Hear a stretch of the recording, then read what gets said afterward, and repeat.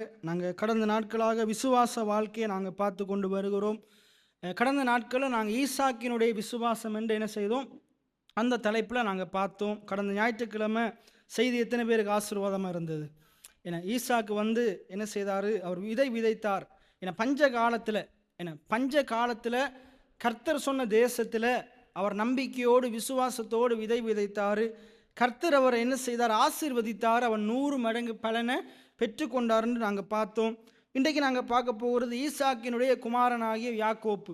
என்ன, ஈசாக்கினுடைய குமாரனாகிய யாக்கோப்பு. என்ன, யாக்கோப்பின் விசுவாசம். எல்லாம் சொல்லுங்க, யாக்கோப்பின் விசுவாசம்.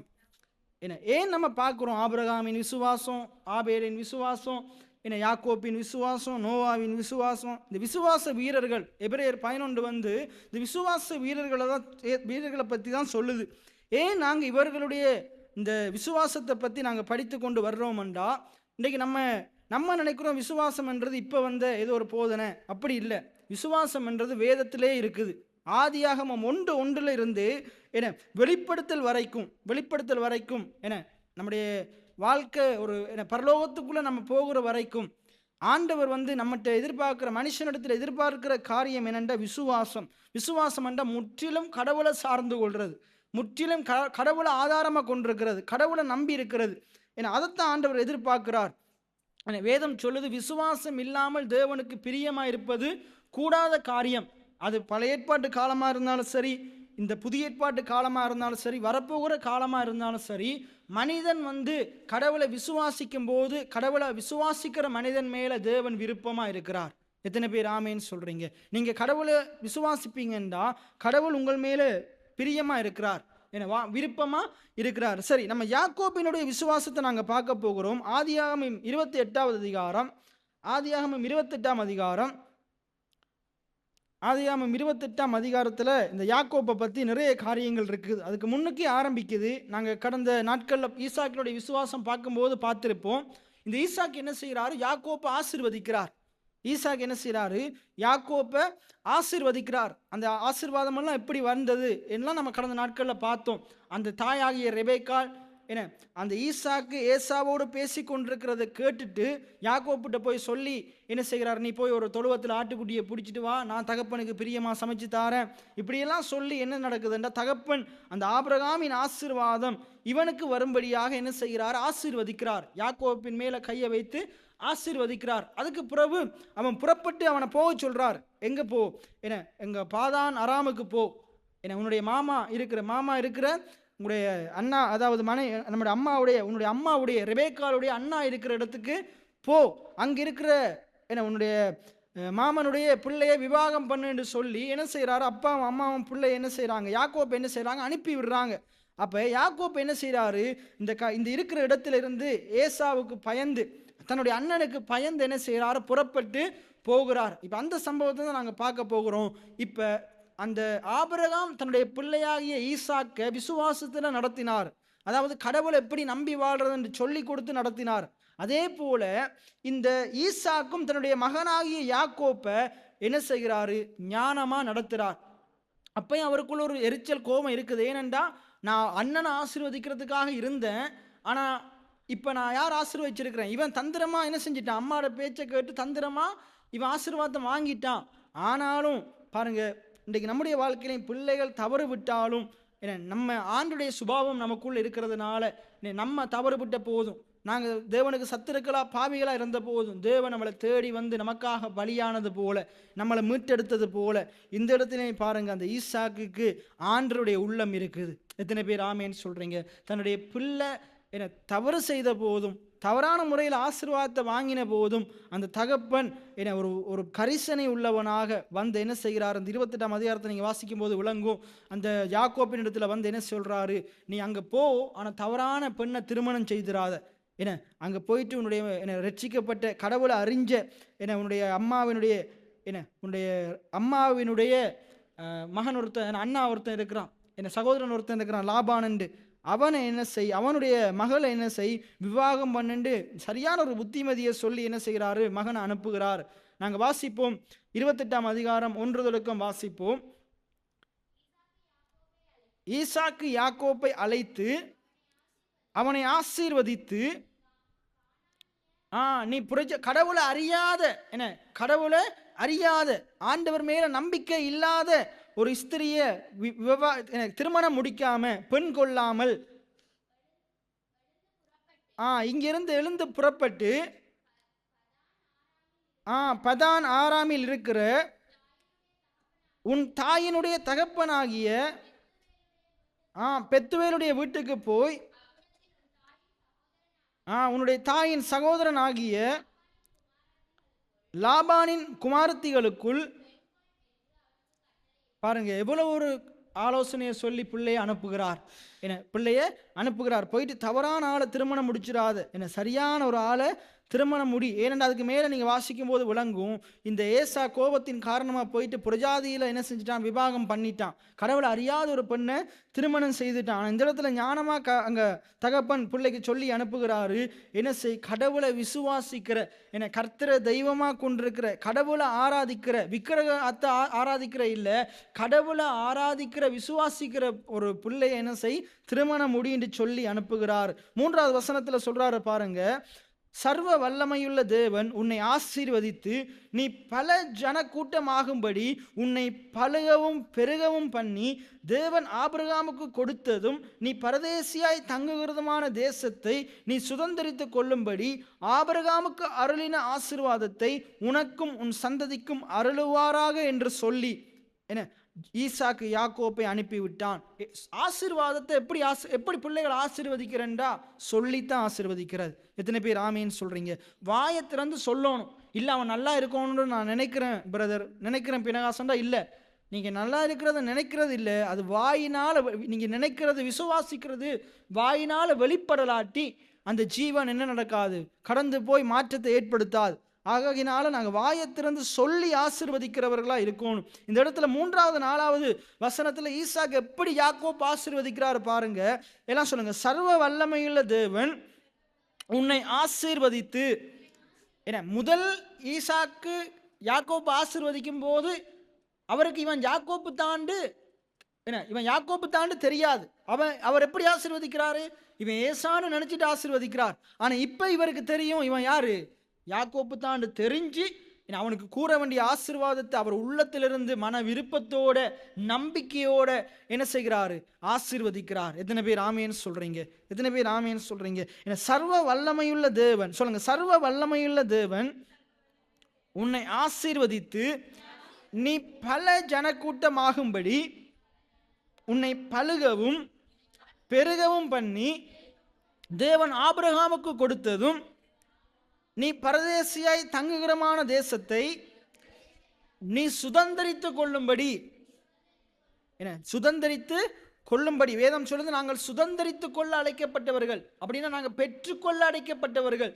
தேவன் கிருபையா கொடுத்ததை நாங்கள் பெற்றுக்கொள்றதுக்காக தேவனால் அழைக்கப்பட்டிருக்கிறோம். எல்லாம் சொல்லுங்க, நான் தேவன் கிருபையாய் கொடுத்தவைகளை பெற்றுக்கொள்வதற்காக அழைக்கப்பட்டிருக்கிறேன். நான் அடிக்கடி ஒரு வசனம் பிரசங்கம் பண்ணுவேன், எபிரேயர் 6:11.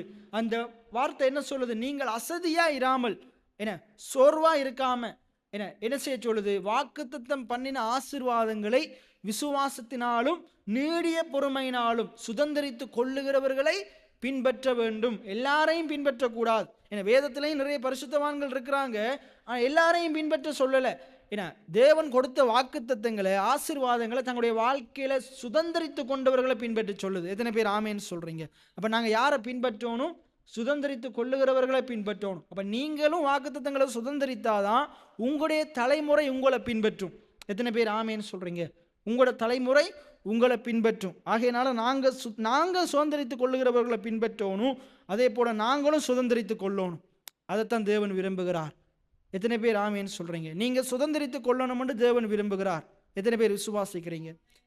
அப்ப நம்ம விசுவாசிக்க வேண்டும். நாங்களும் அப்ப சுதந்திரித்து கொண்டவர்களை பின்பற்ற வேண்டும் என்று வேதம் சொல்லுது. அப்ப இதுல சொல்லுது பாருங்க, சுதந்திரித்து கொள்ளும்படி நீ பரதேசியாய் போகிற அந்த தேசத்தை நீ பெற்றுக்கொள்ளும்படி சுதந்திரித்து கொள்ளும்படி ஆபிரகாமுக்கு அருளின ஆசீர்வாதத்தை உனக்கும் உன் சந்ததிக்கும் அருளுவாராக என்று சொல்லி ஈசாக்கு யாக்கோப்பை அனுப்பிவிட்டான். எனது ஆபிரகாமுக்கு தேவன் கொடுத்த வாக்கு தத்தத்தை என் மேல வைத்தாரு, இப்போ உண்மையில வைக்கிறார். நான் சுதந்திரித்தது போல நீயும் சுதந்திரிப்ப. எத்தனை பேர் ஆமேன்னு சொல்றீங்க? நான் பஞ்ச தேசத்துல குடியிருந்து தேவன் என்னை ஆபிரகாமுக்கு வாக்குத்தத்தம் பண்ணி எனக்கும் அவனுக்குள்ள இருந்த எனக்கும் வாக்குத்தத்தம் பண்ணி பஞ்ச காலத்திலையும் என்னை அநேக ஆசீர்வாதங்களை சுதந்திரிக்க வைத்த ஆண்டவர் உன்னையும் நீ போகிற பரதேசியாய் சஞ்சரிக்கிற எல்லா இடத்துலையும் உனக்கு தேவையானவைகளை ஆண்டவர் உனக்கு சுதந்திரிக்கும்படிக்கு ஆண்டவர் கிருபையை தருவார் அப்படின்னு என்ன செய்கிறார்? பிள்ளைய ஆசீர்வாதத்தை சொல்லி வாக்குத்தத்தத்தை சொல்லி பிள்ளைய என்ன செய்கிறார்? ஆசீர்வதிக்கிறார். அதுக்கப்புறம் அவன் என்ன செய்கிறான்? புறப்பட்டு போகிறான். என்ன செய்கிறான்? புறப்பட்டு போகிறான். 6வது வசனத்தில் திருப்பியும் சொல்கிறார், ஈசாக்கு யாக்கோப்பை ஆசீர்வதித்து ஒரு பெண்ணை கொல்லும்படிக்கு கொலை செய்கிறது இல்லை, என கொல்லுதல் என்றா வாங்குதல். கடையில் போயிட்டு ஒரு பொருள் கொள்வனவுன்னு சொல்லுவோம், என்ன வாங்குதல். ஏன்னா அப்போ என்ன சொல்கிறாருன்றா, நீ அங்கே பாதான் அராமுக்கு போயிட்டு என்ன செய், அங்கே ஒரு பெண்ணை திருமணம் முடி. என்ன அதில் சொல்லுது பாருங்க, பெண்ணை கொல்லும்படி அவனை பாதாம் அராமுக்கு அனுப்பினதையும் அவன் ஆசிர்வதிக்கையில் நீ கானானுடைய குமாரத்திகளில் பெண் கொள்ள வேண்டாம் என்று அவனுக்கு கட்டளையிட்டதையும் யாக்கோப்பு தன் தகப்பனுக்கும் தன் தாய்க்கும் கீழ்ப்படிந்து. நாங்கள் இந்த விசுவாச வாழ்க்கையில் தொடர்ந்து பார்த்துட்டு வர்றோம். அதில் ஆபிரகாம் கடவுளுடைய வார்த்தைக்கு கீழ்ப்படிந்தான். எத்தனை பேர் ஞாபகம் இருக்குது? ஆபிரகாம் கடவுளுடைய வார்த்தைக்கு கீழ்ப்படிந்து அவர் சொன்னபடி கட்டளையின்படி செய்தான் என்று பார்த்தோம். கடவுள் ஈசாக்குக்கு பேசும்போது என்ன சொல்றாரு? உன் தகப்பன் என்னுடைய வார்த்தைக்கு கீழ்ப்படிந்து நான் சொன்னதை செய்தது போல நீ என்ன செய், கீழ்ப்படிந்து நான் சொன்ன தேசத்துல குடியிரு. எத்தனை பேருக்கு ஞாபகம் இருக்குது? போன கிழமை பார்த்தோம். உன் தகப்பனை போல குடியிருன்னு சொன்னதுனால தான் அவன் என்ன செய்யறான்? அந்த தேசத்துல குடியிருக்கிறான், அந்த பஞ்சம் நிறைந்த தேசத்துல குடியிருக்கிறான். அவ பாருங்க, இப்ப புள்ள அடுத்தவனுக்கு சொல்றான் என்ன என்ற ஆபிரகாம் என்ற தகப்பனாக ஆபிரகாம் கடவுளுக்கு கீழ்ப்படிஞ்சு அவருடைய வார்த்தையின்படி செய்ததுனால அவரை தேவன் ஆசீர்வதிச்சார். அப்போ நானும் கடவுளுடைய வார்த்தைக்கு கீழ்ப்படிஞ்சு அவர் சொன்னதை செய்ததுனால பஞ்ச தேசத்திலையும் என்னை ஆண்டவர் 100 மடங்கு அறுவடை செய்ய வைத்தார். இப்போ உனக்கும் நான் சொல்கிற ஆலோசனை என்னண்டா, பிள்ளைக்கு எவ்வளோ அழகாக சொல்கிறாரு பாருங்க. நீயும் கடவுளுடைய வார்த்தைக்கு பயந்து அந்த வார்த்தைக்கு கீழ்ப்படிந்து அதன்படி நீ நடப்பியா இருந்தா ஆண்டவர் உன்னையும் பழுக பெருக பண்ணுவார். எத்தனை பேர் ஆமேன்னு சொல்கிறீங்க? பிள்ளைக்கு புத்திமதி சொல்கிறதுக்கு முன்னுக்கு அவங்க தகப்பனுடைய புத்தியை கேட்டாங்க, அவங்க தகப்பனுடைய புத்திமதியின்படி நடந்தாங்க. அதுக்கு பிறகு அந்த புத்தியை சொல்லும்போது பிள்ளையும் அதை பின்பற்றுது. எத்தனை பேர் ஆமேன்னு சொல்கிறீங்க? இன்றைக்கி நம்முடைய வாழ்க்கையும் அப்படித்தான். நம்ம எதிர்காலத்தில் இருக்கிற பிள்ளைகளுக்கு சொல்கிறதுக்கு முன்னுக்கு நம்ம வார்த்தைக்கு கீழ்ப்படிந்து நடந்து நம்ம அதை சொல்லும்போது பிள்ளையும் அதன்படி நடக்கும். பிள்ளையினுடைய வாழ்க்கையும் ஆசீர்வாதமாக இருக்கும். தேவன் தன்னை எப்படி சொல்கிறார்? ஆபிரகாமின் தேவன், ஈசாக்கின் தேவன், யாக்கோப்பின் தேவன் தன்னை சொல்கிறார். ஏனென்றா இந்த ஆபிரகாம், ஈசாக்கு, யாக்கோப்பு 3 பேருமே கடவுளுடைய வார்த்தைக்கு கீழ்ப்படிந்து அதன்படி நடக்கிறவர்களாக இருந்தாங்க. இன்னைக்கு தேவன் நம்மகிட்ட எதிர்பார்க்கிற காரியம் என்னென்றா, நம்முடைய விசுவாசம் எப்படி வெளிப்படுமெண்டா, நாங்கள் ஆண்டுடைய வார்த்தையை கேட்கிறவர்களா, அதுக்கு கீழ்ப்படுகிறவர்களா, அதன்படி நடக்கிறவர்களா இருப்போம். நாங்கள் உண்மையாக ஆண்டவர் விசுவாசிப்போமா இருந்தால் கடவுளுடைய வார்த்தைகளை தொடர்ந்து கேட்கிறவர்களா, ஏன்னா வார்த்தைக்கு கீழ்ப்படுகிறவர்களா, அதன்படி பேசுகிறவர்களா, நடக்கிறவர்களா இருப்போம். எத்தனை பேருக்கு ஆண்டுடைய வார்த்தையை கேட்கிறதுல ஒரு பிரியம் இருக்குது? என்ன ஆண்டுடைய சமூகத்துக்கு ஏன் வர்றோம்? செவி கொடுக்கறதுக்காகத்தான் வரோம். என்ன செவி கொடுக்கறதுக்காகத்தான் வரோம், அதை கீழ்ப்படுகிறதுக்காகத்தான் வர்றோம், அதன்படி நடக்கிறதுக்காகத்தான் நாங்கள் என்ன செய்கிறோம்? வார்த்தைகளை கேட்கிறோம். அப்படி நாங்கள் செய்யும் போது நிச்சயமாகவே நம்முடைய வாழ்க்கையில் பலன் உண்டாகும், நன்மை உண்டாகும். அப்போ இந்த வார்த்தைகளை எவ்வளவு அழகாக சொல்லுது பாருங்க. நீ கீழ்ப்படி என்று வேதம் சொல்லுது. யாக்கோப்பு தன் தகப்பனுக்கும் தான் தாய்க்கும் கீழ்ப்படிந்து, என்ன அதைத்தான் அங்கே எபேசியரில் சொல்லப்படுது. என்ன பிள்ளைகளே, உங்களுடைய பெற்றாருக்கு கர்த்தருக்குள் கீழ்ப்படியுங்கள் என்று சொல்லுது. அப்போ இங்கே என்ன செய்யுது? யாக்கோப்பு கர்த்தருக்குள்ள பெற்றோருக்கு கீழ்ப்படுகிறான். கீழ்ப்படிந்து பாதான் அராமுக்கு புறப்பட்டு போனதை ஏசா கண்டுட்டு போயிட்டு அவன் என்ன செய்கிறான்? தகப்பன் செய்ய வேண்டாம் என்று சொன்னதை அவன் செய்கிறான், அவன் கீழ்ப்படியலை. ஆனால் யாக்கோப்பு என்ன செய்கிறான்? கீழ்ப்படுகிறான். ரைட். இப்போ நம்ம 10வது வசனத்திலிருந்து நாங்கள் வாசிப்போம். யாக்கோப்பு பேர்செபாவை விட்டு புறப்பட்டு ஆரானுக்கு போக பிரயாணம் பண்ணி ஒரு இடத்திலே வந்து சூரியன் அஸ்தமித்தபடியினால் அங்கே ராத்தங்கி அவ்விடத்தில் கற்களில் ஒன்றை எடுத்து தன் தலையின் கீழ் வைத்து அங்கே நித்திரை செய்யும்படி படுத்து கொண்டான். அங்கே அவன் ஒரு சொப்பனத்தை கண்டான். இதோ ஒரு ஏணி பூமியிலே வைக்கப்பட்டிருந்தது, அதன் நுனி வானத்தை எட்டியிருந்தது. அதில் தேவதூதர் ஏறுகிறவர்களும் இறங்குகிறவர்களுமாய் இருந்தார்கள். அதற்கு மேலாக கர்த்தர் நின்று, நான் உன் தகப்பனாகிய ஆபிரகாமின் தேவனும் ஈசாக்கின் தேவனுமாகிய கர்த்தர், நீ படுத்திருக்கிற பூமியை உனக்கும் உன் சந்ததிக்கும் தருவேன். உன் சந்ததி பூமியின் தூளை போல் இருக்கும். நீ மேற்கேயும் கிழக்கேயும் வடக்கேயும் தெற்கேயும் பரம்புவாய். உனக்குள்ளும் உன் சந்ததிக்குள்ளும் பூமியின் வம்சங்கள் எல்லாம் ஆசீர்வதிக்கப்படும். நான் உன்னோடு இருந்து நீ போகிற இடமெல்லாம் உன்னை காத்து இந்த தேசத்துக்கு உன்னை திரும்ப வரப்பண்ணுவேன். நான் உனக்கு சொன்னதை செய்யும் அளவும் உன்னை கைவிடுவதில்லை என்றார். யாக்கோப்பு நித்திரை தெளிந்து விழித்த போது, மெய்யாகவே கர்த்தர் இந்த ஸ்தலத்தில் இருக்கிறார், இதை நான் அறியாதிருந்தேன் என்றான். எத்தனை பேர் ஆமேன்னு சொல்றீங்க? தகப்பனுடைய வார்த்தைக்கு கீழ்ப்படிந்து புறப்பட்டு வந்தபோது கர்த்தர் நேரடியாகவே தரிசனமாகிறார். கர்த்தர் ஆபிரகாமுக்கு தரிசனமாகி அவனோடு பேசினார். ஈசாக்குக்கு தரிசனமாகி அவனோடு பேசினார். இப்ப யாக்கோப்புக்கு தரிசனமாகி அவனோடு பேசுகிறார். நாங்கள் கடவுளை விசுவாசிப்போமா இருந்தா அவர் நம்மோடு அவருடைய வார்த்தையின் மூலமா பேசுவார். எத்தனை பேர் ஆமேன்னு சொல்றீங்க? ஆதியாகமம் 12 நாங்கள் ஆண்டவர் ஆபிரகாமோடு பேசுகிறத பார்க்குறோம். எப்படிப்பட்ட சூழ்நிலையில் பேசுகிறாரு? அவன் மிக கடினமான சூழ்நிலையில் இருக்கும்போது பேசுகிறார். புறப்பட்டு போன்றாரு, கீழ்ப்படிந்து புறப்பட்டு போகிறான். ஈசாக்கோடு எப்படிப்பட்ட சூழ்நிலையில் பேசுகிறாரு? பஞ்ச காலத்தில் அவன் எங்க இன்னொரு நாட்டு ராஜாவின் இடத்துல போகிறதுக்கு புறப்பட்டு போகும்போது, எகிப்துக்கு புறப்பட்டு போகும்போது ஆண்டவர் பேசுகிறார். நான் சொல்ற இடத்துல இரு என்று சொல்லி என்ன செய்கிறாரு? பேசுகிறாரு. இவனோட எப்படிப்பட்ட நேரத்தில் பேசுகிறாரு? தன்னுடைய சகோதரனுக்கு பயந்து புறப்பட்டு போகும்போது பேசுகிறார். இன்றைக்கு கடினமான சூழ்நிலைகளையும் அநேக மனிதர்கள் நம்மளோடு உறவாடா விட்டாலும் கர்த்தர் நம் அருகிலே வந்து நம்மோடு பேசுகிற தெய்வமாக இருக்கிறார். எத்தனை பேர் ஆமேன்னு சொல்றீங்க? நம்முடைய சூழ்நிலைகள் பிரச்சனைகள் அறிந்தவரா அவர் பேசுகிற தெய்வமா இருக்கிறார். நம்மோடு உறவாட விரும்புகிறார். நம்மளோட ஐக்கியப்பட விரும்புகிறார். ஏன்னா ஆகையினால நாங்களும் ஆண்டவரை தேடுகிறவர்களா இருக்கோம். இதுல சொல்லுது பாருங்க, மெய்யாகவே கர்த்தர் இந்த ஸ்தலத்தில் இருக்கிறார். எத்தனை பேர் ஆமேன்னு சொல்றீங்க? எல்லாம் சொல்லுங்க. மெய்யாகவே கர்த்தர் என்னோடு இருக்கிறார். கர்த்தர் என் மத்தியில இருக்கிறார். கர்த்தர் என் பட்சமா இருக்கிறார். இதுல பாருங்க, கர்த்தர் 5 விதமான வாக்குத்தத்தங்களை அவனுக்கு சொல்றார். ஏன்னா 5 விதமான சொப்பனத்தில் ஆண்டவர் என்ன செய்கிறாரு? 5 விதமான வாக்குத்தத்தங்களை வார்த்தைகளை ஆண்டவர் என்ன செய்கிறாரு? யாக்கோப்புக்கு சொல்றார். முதலாவது பாருங்க, நீ படுத்திருக்கிற இந்த பூமியை உனக்கும் உன் சந்ததிக்கும் தருவேன். எல்லாம் சொல்லுங்க. நீ படுத்திருக்கிற இந்த பூமியை உனக்கும் உன் சந்ததிக்கும் தருவேன். உன் சந்ததி, இரண்டாவது, உன் சந்ததி பூமியின் தூளை போல் இருப்பார்கள். எப்படி இருப்பாங்கன்னா, பூமியின் தூளை போல இருப்பார்கள். பூமியில் இருக்கிற அந்த மண், இந்த மண்ணை எண்ண முடியுமா? எண்ண முடியாது. அப்ப என்ன சொல்றாரு? உன் சந்ததி இவ்வண்ணமா இருக்கும். ஆபிரகாமுக்கு இதைத்தான் சொன்னார். வானத்து நட்சத்திரத்தை போல, கடற்கிற மணலை போல இருக்கும். பாருங்க, எப்பயுமே ஆண்டவர் நம்ப முடியாத வாக்குத்தத்தத்தை தான் பண்றார். நம்ம நம்பக்கூடியது ஆண்டவர் பண்ணல. நம்மளால கிரகிச்சு பார்க்க முடியாத வாக்குத்தத்தத்தை பண்றார். எத்தனை பேர் ஆமேன்னு சொல்றீங்க? எப்பயுமே ஆண்டவர் இப்படித்தான். அதை நம்பு, அதை விசுவாசி. ஏன் நீ அந்த வாக்குத்தத்தத்தை நம்புறதுக்கு முன்னுக்கு நான் யாரு, ஆண்டவர் யாருன்ற அறிவு இருந்தால் நாங்கள் அந்த வாக்குத்தத்தத்தை நம்புவோம். இந்த இடத்துலையும் பாருங்க, ஆண்டவர் சும்மா வாக்குத்தத்தை அள்ளி விடலை. அந்த வாக்குத்தத்தத்தை சொல்றதுக்கு முன்னுக்கு அவர் தான் யாருன்றதை சொல்றார்.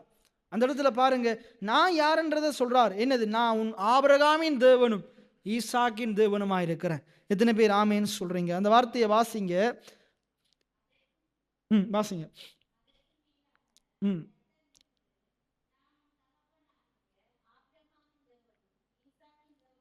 ரைட். சொப்பனத்தில் ஆண்டவர் என்ன செய்யறாரு? சும்மா வாக்குத்தத்தத்தை அள்ளி விடலை. நான் உன்னை பெருக பண்ணுவேன், பூமியின் தூளை போல இருக்கும், என்ன நீ போகும்போது வரும்போது உன்னோடு இருப்பேன், என்ன உன்னை சொன்னதை செய்வோம், அவன் கைவிட மாட்டேன்னு சும்மா வாக்குத்தத்தத்தை பண்ணலை. வாக்குத்தத்தம் பண்ணுறதுக்கு முன்னுக்கு வாக்குத்தத்தம் பண்ணுகிற ஆண்டவர் தான் யார் என்கிறத ஆண்டவர் யாக்கோப்புக்கு வெளிப்படுத்துகிறார். ஆண்டவர் யாக்கோப்புக்கு வெளிப்படுத்துகிறார். எப்படி தன்னை வெளிப்படுத்துகிறார் பாருங்க. நான் உன் தகப்பனாகிய ஆபிரகாமின் தேவனும் நான் ஈசாக்கின் தேவனுமாய் இருக்கிறேன். உன் தகப்பனாகிய ஆபிரகாமின் தேவனும் ஈசாக்கின் தேவனுமாய் இருக்கிறேன் அப்படின்னு என்ன சொல்றாரு? உன் தகப்பனாகிய ஆபிரகாமை தெரிந்து கொண்டு அழைத்து, ஏன்னா அவனை இருக்கிற தேசத்தை விட்டு புறப்பட்டு போக பண்ணி, ஏன்னா பஞ்சத்தின் மத்தியிலையும் பலவிதமான நெருக்கங்கள் சூழ்நிலைகள் மத்தியிலையும் அவனை காப்பாற்றி அவனை பெருக செய்து அவனை உயர்த்தின தேவனாகிய கர்த்தர். ஏன்னா கர்த்தரா நான் இருக்கிறேன். அதே போல நான் அவருக்கு வாக்குத்தத்தம் பண்ணினதை அவனுடைய வாழ்க்கையில காண வாக்குத்தத்தம் செய்திருக்கிறேன். அதே போல உன்னுடைய தகப்பனாகிய ஈசாக்கினுடைய வாழ்க்கையிலே நான் என்ன செய்திருக்கிறேன், பஞ்ச காலத்திலையும் அவன் என்னுடைய வார்த்தைக்கு சொல்லுக்கு கீழ்ப்படிந்து விதை விதைத்த போது 100 மடங்கு அந்த பஞ்ச தேசத்தில் அறுவடை செய்தேன். எத்தனையோ எதிரிகள் வந்து அவன் ஆசீர்வாதத்தை எடுத்து போற நினைத்தாலும், அவன் அழிக்க நினைத்தாலும், அவன் மேல பொறாம கொண்டாலும், அவன் கிண்டின கிணறுகள் எல்லாம் மூடி போட்டாலும் நாம் அவனுக்கென்று ஒரு இடத்தை ஏற்படுத்தி அவனை பெருக செய்திருக்கிறேன். அப்ப அவன் இவர்களோடு கூட இருந்து, ஆபிரகாம் ஈசாக்கோடு கூட இருந்து பெருக செய்த அதே ஆண்டவர் தான் உன்னோடு நான் பேசி கொண்டிருக்கிறேன். உனக்கு நான் வாக்குத்தத்தம் பண்ண போகிறேன். அவர்களுக்கு நான் செய்தது போல நான் உனக்கும் செய்வேன். எத்தனை பேர் ஆமேன்னு சொல்றீங்க? அப்ப வாக்குத்தத்தத்தை கொடுக்கறதுக்கு முன்னுக்கு தான் யாருன்றதை என்ன செய்கிறாரு, ஆண்டவர் அவனுக்கு வெளிப்படுத்துகிறார். இன்னைக்கு நம்முடைய வாழ்க்கையிலையும் வாக்குத்தத்தங்களை விட எது முக்கியம் என்ற வாக்கு பண்ணின ஆண்டவர் முக்கியம். வாக்கு பண்ணின ஆண்டவருக்கு முன்னுக்கு வாக்குத்தத்தம் அற்பமான காரியம். ஆண்டவரை விசுவாசிக்காம, ஆண்டவர் யார் என்ற அறிவில்லாதவனுக்கு வாக்குத்தத்தத்தை மட்டும் பார்க்கும்போது அது நம்பவே முடியாது. அவன் என்ன செய்வான், இதெல்லாம் நடக்காதுன்னு தான் சொல்லுவான். ஆனால் வாக்குத்தத்தத்தை நம்ம பார்க்கறதுக்கு முதல் வாக்கு பண்ணின ஆண்டவரை பார்த்துட்டு வாக்குத்தத்தத்தை பார்க்கும்போது என்னால் இதை செய்ய முடியாது தான், ஆனால் அவர் இதை என்னுடைய வாழ்க்கையில் நடத்தி முடிக்க அவர் போதுமானவராக இருக்கிறார். இந்த வாக்குத்தத்தத்தை நான் பெற்றுக்கொள்றதுக்கு பாத்திரவான் அல்லதான், ஆனால் கர்த்தர் இதை எனக்கு கொடுக்க வல்லவராக இருக்கிறார். இதை பெற்றுக்கொள்ள என்னை தகுதியுடையவன அவர் மாற்றுவார். யாக்கோப்பு ஆண்டவரை விட்டுட்டு வாக்குத்தத்தத்தை பார்த்துருந்தா, நானே எங்கள் அண்ணங்காரனை ஏமாற்றி ஆசீர்வாதத்தை பெற்று வாங்கிட்டு வந்திருக்கிறேன், என்னுடைய அப்பாவை ஏமாற்றி என்ன செஞ்சிருக்கிறேன், ஆசீர்வாதத்தை பெற்றுட்டு வந்திருக்கிறேன், நான்லாம் இந்த ஆசீர்வாதத்தை பெறத்துக்கு தகுதியற்றவன்.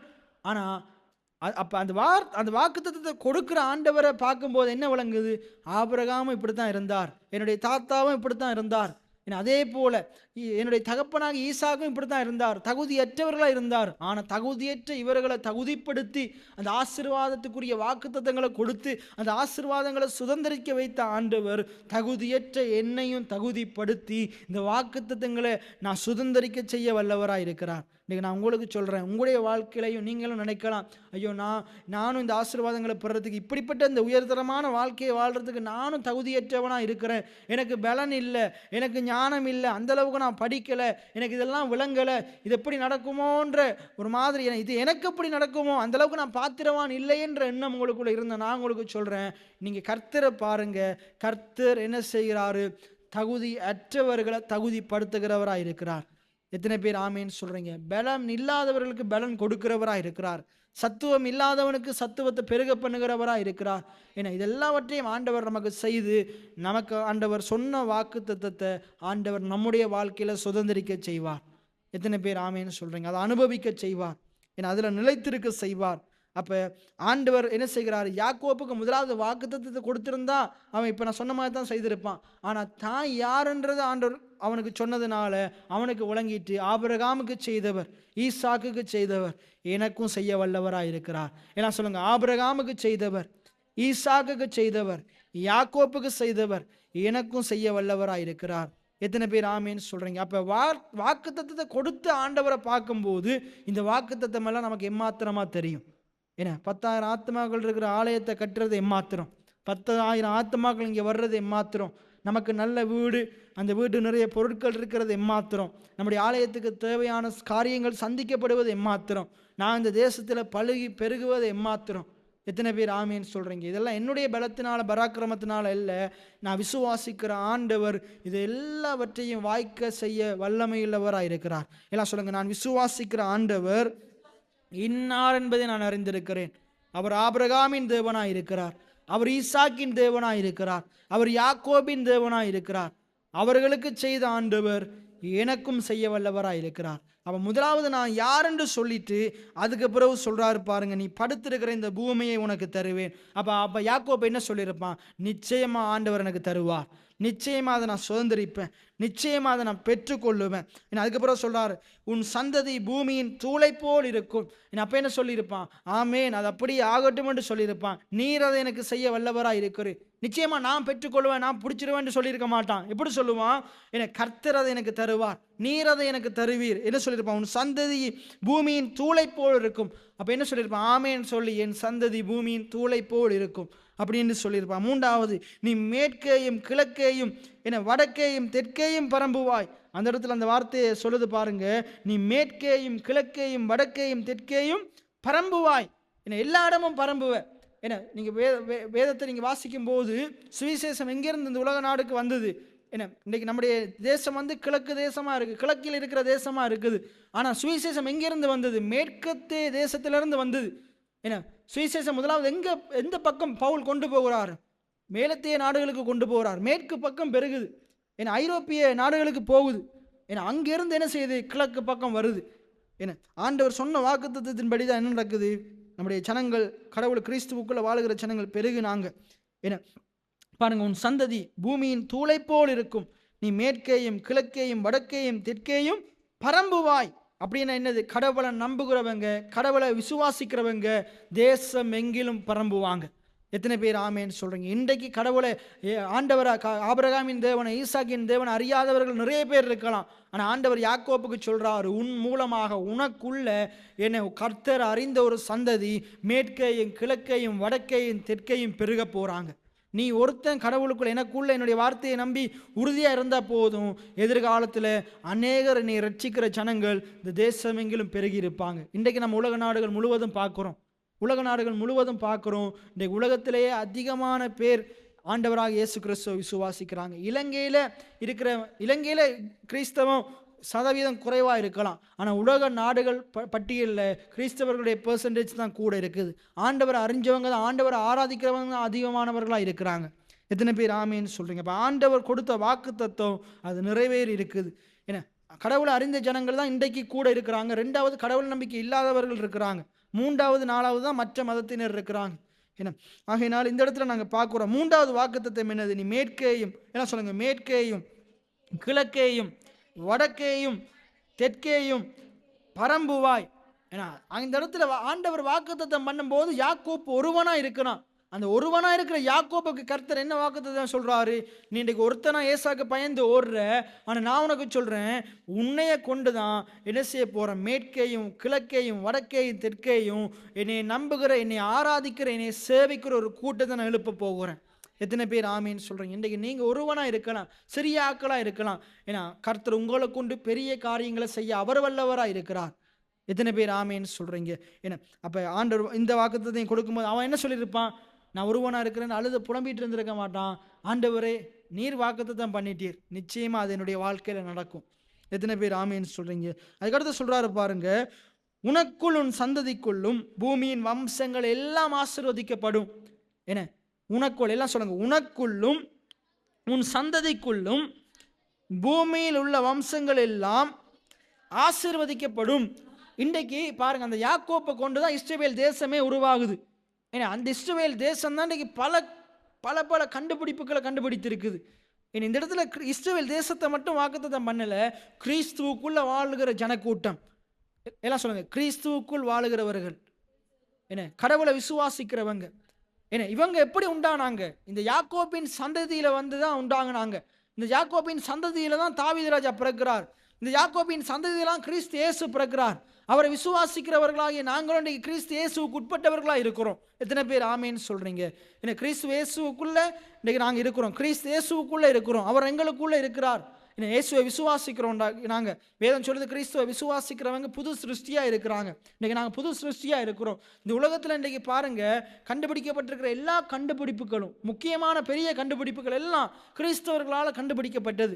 உதாரணமாக முதல் என்ன இயந்திரம் கண்டுபிடிக்கப்பட்டதுன்னா அச்சு இயந்திரம் கண்டுபிடிக்கப்பட்டது. அதை கூட்டன் பேட்கின்ற ஒரு கிறிஸ்தவர் தான் கண்டுபிடிக்கிறார். அதை வேதாகமத்தை அச்சிடுறதுக்காக கண்டுபிடிக்கிறார். அதே போல் நீங்கள் இந்த வரலாறு புத்தகமெல்லாம் நீங்கள் படித்து பாருங்கள்.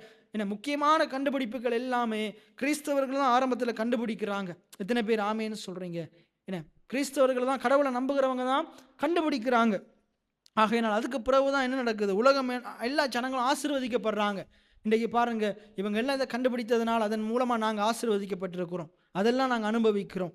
அப்போ கர்த்தர் இது ஏற்கனவே யாக்கோப்புக்கு என்ன செய்துட்டார்? வாக்குத்தத்தம் பண்ணிட்டார். உனக்குள்ளும் உன் சந்ததிக்குள்ளும் பூமியின் வம்சங்கள் எல்லாம் ஆசீர்வதிக்கப்படும். அதுக்கடுத்து என்ன சொல்றாருண்டா, நான் உன்னோடு இருந்து, எல்லாம் சொல்லுங்க, நான் உன்னோடு இருந்து நீ போகிற இடத்தில் எல்லாம் உன்னை காத்து இந்த தேசத்துக்கு உன்னை திரும்ப வர பண்ணுவேன். என்ன சொல்றாரு? நீ போற இடமெல்லாம், நீ இப்ப படுத்திருக்கிறதானே, இங்கிருந்து நீ நிறைய இடத்துக்கு போற. நீ போகிற இடமெல்லாம், நீ பாதான் அராமுக்கு போனாலும், நீ எங்க போனாலும் நான் உன்னோடு கூட இருப்பேன். இன்றைக்கு எந்த வாக்குத்தத்தை விட மிக பிரதானமான வாக்குத்தத்தம் என்னென்ன இதுதான். அவர் நம்மோடு கூட இருக்கிறது. எல்லாவற்றையும் செய்ய வல்லவர், சர்வ வல்லவர். ஆபிரகாமின் தேவன், ஈசாக்கின் தேவன், யாக்கோபின் தேவன் நம்மோடு இருக்கிறத பார்க்கிலும் நமக்கு வேறு பெரிய ஆசீர்வாதம் ஒன்றுமே கிடையாது. இன்றைக்கு நான் உங்களுக்கு சொல்கிறேன், உங்களுக்கு இந்த பூமியில் இருக்கிற பணம், செல்வம், வாகனம், இந்த ஆசீர்வாதங்களை விட ஆண்டவர் நமக்கு கொடுத்திருக்கிற மிக முக்கியமான ஆசீர்வாதம் என்னென்றா, அந்த பரலோக தேவன், அந்த பரிசுத்தமுள்ள ஆண்டவர் நம்மோடு கூட இருக்கிறார். எத்தனை பேர் ஆமேன்னு சொல்றீங்க? அதை பார்க்கலும் பெரிய ஆசீர்வாதம் என்ன வேணும்?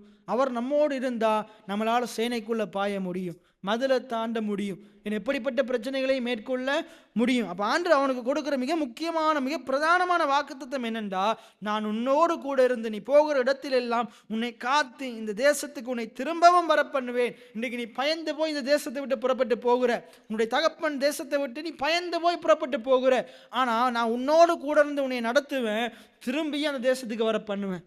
திரும்பியும் நீ என்ன செய்த, எங்கிருந்து புறப்பட்டு போனியோ அங்க நான் வர பண்ணுவேன். நான் வாக்குத்தத்தம் பண்ணின தேசத்துக்கு உன்னையே வர பண்ணுவேன். ஆபிரகாமுக்கு வாக்குத்தத்தம் பண்ணின தேசத்தை நீ சுதந்திரித்துக் கொள்ளுவேன். ஆண்டவர் என்ன செய்கிறாரு? யாக்கோப்புக்கு வாக்கு பண்றார். அதுக்கடுத்து சொல்றாரு பாருங்க, நான் உனக்கு சொன்னதை செய்யும் அளவும் உன்னை கைவிடுவதில்லை. எல்லாம் சொல்லுங்க, நான் உனக்கு சொன்னதை செய்யும் அளவும் உன்னை கைவிடுவதில்லை. இன்னைக்கு ஆண்டவர் உங்களுடைய வாழ்க்கையில நிறைய வாக்குத்தத்தங்களை, வார்த்தைகளை சொல்லி இருக்கலாம். ஒரு வார்த்தையும் நிறைவேறாம தரையில விழாது. எத்தனை பேர் ஆமேன்னு சொல்றீங்க? எல்லாவற்றையும் அவர் நம்முடைய வாழ்க்கையில நிறைவேற்றி முடிப்பார். ஆண்டவர் என்ன சொல்றார்? நான் உனக்கு சொன்னதை செய்யும் அளவும் நான் உன்னை கைவிடுவதில்லை. எல்லாம் சொல்லுங்க, என் ஆண்டவர் எனக்கு சொன்னதை செய்யும் அளவும் என்னை கைவிடுவதில்லை. அப்படி என்றால் ஆண்டவர் என்னுடைய வாழ்க்கையில் என்னோடு கூட இருந்து படிப்படியாக அவர் சொன்ன எல்லாவற்றையும் நிறைவேற்றி கொண்டே இருக்கிறார். வேதத்தில் நாங்கள் போன கிழமை பார்த்தோம், ஈசாக்கு வர வர விருத்தி அடைந்து என்ன செய்தானா? மகா பெரியவன் ஆனானா. எப்படி? அவனை வர வர ஆண்டவர் அவனோடு கூட இருந்து, ஆண்டவர் ஒவ்வொரு காலகட்டத்திலையும் அவனோடு கூட இருந்து ஆண்டவர் அவனை விருத்தியடைய செய்து கொண்டே இருந்தார், அவனை முன்னேற்றி கொண்டே இருந்தார், அவனை வாழ வைத்து கொண்டே இருந்தார், அவனை அநேக ஆசீர்வாதங்களை சுதந்திரிக்க செய்து கொண்டே இருந்தார். இன்னைக்கு நான் உங்களுக்கு சொல்கிறேன், உங்களுடைய வாழ்க்கையில் ஆண்டவர் உங்களோடு கூட இருந்து ஆண்டவர் கொஞ்சம் கொஞ்சமாக படிப்படியாக ஆசீர்வாதங்களை நீங்கள் சுதந்திரித்து கொள்ள, நீங்கள் பெருக்கமடைய, நீங்கள் விருத்தியடைய ஆண்டவர் உங்களுக்கு உதவி செய்வார். எத்தனை பேர் ஆமேன்னு சொல்கிறீங்க? எவ்வளவு அழகாக சொல்லுது, நான் உனக்கு சொன்னதை செய்யும் அளவும் உன்னை கைவிடுவதில்லை, உன்னை கைவிடுவதில்லை. அப்படின்னு என்ன செய்கிறாரு? நம்மளை கைவிடாமல், நம்மளை விட்டு விலகாமல் நம்மளோடு கூட இருந்து நம்மளை என்ன செய்கிறார்? படிப்படியாக வளரச் செய்கிறார், படிப்படியாக கனி கொடுக்க செய்கிறார், படிப்படியாக நம்முடைய வாழ்க்கையில் எல்லாவற்றையும் சுதந்திரிக்க செய்கிறார், படிப்படியாக அற்புதங்களை சுதந்திரிக்க செய்கிறார். எத்தனை பேர் ஆமேன்னு சொல்கிறீங்க? நாங்கள் போன கிழமை அருமையாக பார்த்தோம், ஈசாக்குடைய வாழ்க்கையில் ஆண்டவர் இன்றைக்கு உங்களுடைய வாழ்க்கையிலையும் உங்களுக்கு சொன்னவைகளை நிச்சயமாக செய்து முடிப்பார். அவருடைய வார்த்தை வெறுமையாக திரும்பாது. என்ன சொல்லுங்க? என் ஆண்டவருடைய வார்த்தை வெறுமையாக திரும்பாது, அது அனுப்பின காரியமாகும்படி வாய்க்கும். எத்தனை பேர் ஆமேன்னு சொல்கிறீங்க? அதில் சொல்லுது, நான் விரும்பினதை செய்து நான் அனுப்பின காரியம் ஆகும்படி வாய்க்கும். ஆண்டவர் ஒரு நோக்கத்தோடு, ஒரு விருப்பத்தோடு, ஒரு திட்டத்தோடு தான் நமக்கு வாக்குத்தத்தத்தை தர்றார். சும்மா அள்ளி தட்டலை வார்த்தையை. இன்றைக்கு நம்ம என்ன செய்கிறோம்? வார்த்தைகளை வாய்க்கு வந்த போல நம்ம அள்ளி விட்டுருவோம். ஆனால் ஆண்டவர் அப்படி விடுறவர் அல்ல, அவர் நோக்கம் இல்லாமல் பேசுகிறவர் அல்ல, அவர் தெரிந்தெடுத்து பேசுகிறவராக இருக்கிறார். ஏன்னா அவருடைய வாயிலிருந்து வார்த்தை வந்துட்டா அது வெறுமையாக திரும்பாது, அது நிச்சயமாக அவர் விரும்பினதை செய்யும், அவர் அனுப்பின காரியம் ஆகும்படி வாய்க்கும். ஆண்டவர் நம்மளை நோக்கி ஒரு வார்த்தையை பேசுகிறாரா இருந்தால் அது அவர் விரும்பித்தான் பேசுகிறார், அதை நிச்சயமாக நம்முடைய வாழ்க்கையில் செய்து முடிப்பார். அப்போ இந்த இடத்துல பார்க்குறோம், இப்படிப்பட்ட 5 விதமான வாக்குத்தத்தங்களை ஆண்டவர் என்ன செய்கிறார்? யாக்கோப்புக்கு சொல்கிறார்.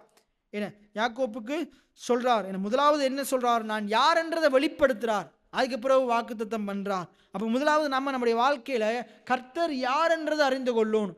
கர்த்தர் யார் என்றதை அறிந்து கொள்ளணும். அவர் நல்லவராக இருக்கிறார், அவர் வல்லவராக இருக்கிறார், அவர் போதுமானவராக இருக்கிறார், அவர் சர்வ வல்லவராக இருக்கிறார், அவர் நன்மைகள் செய்கிறவராக இருக்கிறார். இப்படி சொல்லிக்கொண்டே போகலாம். ஆண்டவர் யார் என்று சொல்ல போனால் நம்ம சொல்லிக்கொண்டே போகலாம். இன்றைக்கு நம்ம ஜெபிக்கும் போதும், துதிக்கும் போதும், பாடல்கள் படிக்கும் போதும் அவர் யாருன்னு படிக்கணும். நமக்கு என்ன குறை இருக்குன்னு படிக்கக்கூடாது. நம்முடைய ஜெபம் முழுக்க என்ன இருக்குது? நம்மட குறைய சொல்றது ஜெபமா இருக்குது. நம்மட பாட்டு முழுக்க என்ன இருக்குது? ஆண்டவரே எனக்கு அந்த பிரச்சனை, இந்த பிரச்சனையா தான் இருக்குது. இன்றைக்கு நம்ம படிச்ச பாடல்கள பாருங்க எப்படி இருந்தது? இதான் பாடல். இன்றைக்கு நம்ம படிச்ச பாடல் இதில இருக்கிற வசனங்கள் தான் பாடல். என்ன? ஏல் பெத்தேல் இது வானத்தின் வாசல். என்ன? நான் போகும் இடமெல்லாம் என்னோடு இருந்து என்னை பலப்படுத்துவீர். தகப்பன் தேசத்துக்கு திரும்பும் வரை என்னை காப்பாற்றுவீர். எனக்கு சொன்னதை செய்யும் அளவும் என்னை கைவிட மாட்டீர். இன்னைக்கு திருப்பி திருப்பி அதான் படித்தோம். என்ன? சொன்னதை செய்யும் அளவும் என்னை கைவிட மாட்டீர். ஆனால் இன்றைக்கு அநேகர் ஜெபிக்கிற ஜெபம் எப்படி இருக்குது? கடந்த நாட்களில் நீங்களும் ஜெபிச்சிருக்கலாம், நானும் ஜெபிச்சிருக்கலாம். எப்படி ஜெபிச்சோம்? ஆண்டவரே என்னை கைவிட்டுட்டீரே, எனக்கு உதவி செய்யலையே, என்னை மனுஷன் பார்க்குற மனுஷனை என்னை வெறுக்கிறான், நீரை என்னை வெறுக்கிறீரே. இப்படித்தானே நம்ம ஜெபிச்சோம். என் ஜெபத்தையெல்லாம் கேட்க மாட்டீரோ, நீர் எங்கே இருக்கிறீர், எனக்கு பதில் தரவில்லையே. அப்படித்தானே ஜெபிக்கிறோம். ஆனால் இந்த வார்த்தையின்படி வாக்குத்தத்தத்தின்படி ஜெபிக்கிறோமா? பாட்டை இப்படி படிக்கிறோமா? ஆனால் இன்றைக்கு இந்த வெளிப்பாடு கிடைச்சதுக்கு பிறகு என்னுடைய ஜெபம் மாறி இருக்குது. எத்தனை பேர் ஆமேன்னு சொல்கிறீங்க? உங்களுடைய ஜெபம் மாறி இருக்குதா? உங்களுடைய துதி மாறி இருக்குதா? உங்களுடைய பாடல்கள் மாறி இருக்குதா? தாவீது எப்படி ஜெபம் பண்ணுறாரு? எப்படி ஜெபம் பண்ணுறாரு? கர்த்தர் யார் என்று சொல்லி ஜெபம் பண்ணுறாரு. என்ன சொல்கிறாரு? என்ன சங்கீதம் முழுக்க வாசித்து பாருங்க. மோசே எப்படி ஜெபம் பண்ணுறாரு? மோசே சொல்கிறாரு, உன்னதமானவரின் மறைவில் இருக்கிறவன். அவர் என் கர்த்தர் உன்னதமானவர், நான் அவருடைய மறைவில் இருக்கிறேன், நான் அவருடைய நிழலில் இருக்கிறேன், அவர் என் இரட்சகரா கோட்டையாக இருக்கிறார். எடுத்தாப்புல எனக்கு நோய் இருக்குது, எனக்கு வாதை வருது, காப்பாத்துங்கன்னா ஜபிக்கலை. அவர் யாருன்னு சொல்றார். அப்போ நீங்கள் ஆரம்பத்தில் ஆலயத்தில் வந்து அமரும் போது நாங்கள் சோஸ்தரிக்கிறோம். எப்படி சோஸ்தரிக்கிறோம்? ஆண்டவர் எப்படிப்பட்டவர் என்று சொல்லி சோஸ்தரிக்கிறோம், ஆராதிக்கிறோம். ஆகையினால நம்மளுடைய வாழ்க்கையிலே நாங்கள் ஆண்டவர் எப்படிப்பட்டவர் என்று சொல்லி நாங்கள் சோஸ்தரிக்கிறவர்களாக, ஆராதிக்கிறவர்களாக, பாடுகிறவர்களாக நாங்கள் இருக்கணும். நம்முடைய ஜெபத்தில் அதுதான் இருக்கணும். முதலாவது அவர் எப்படிப்பட்டவர் என்று சொல்லணும். அடுத்தது அவர் என்ன செய்வார் என்று சொல்லணும். இந்த இடத்துல பாருங்க, முதலாவது தான் யார்ன்றதை வெளிப்படுத்துறாரு. அதுக்கு அடுத்தது அவர் என்ன செய்வார் என்று சொல்றார். அப்ப நம்ம எப்படி ஜெபிக்கணும்டா, அவர் யாருன்னு சொல்லணும் முதலாவது நம்முடைய ஜெபத்தில். ரெண்டாவது அவர் என்ன செய்வார்னு சொல்லியிருக்கிறாரோ அதைத்தான் சொல்லணும். அதை பற்றி நமக்கு என்ன பிரச்சனை இருக்குன்றதை சொல்லக்கூடாது. இப்போ யாக்கோப்பு வந்து ஒன்றும் இல்லை அவனுக்கு. இப்போ அவன் என்ன செய்யறான்? மாமாவினுடைய இடத்துக்கு போறான், லாபானுடைய வீட்டுக்கு போறான், அது நோக்கி புறப்படுறான். பாதான் அராமுக்கு போறான்.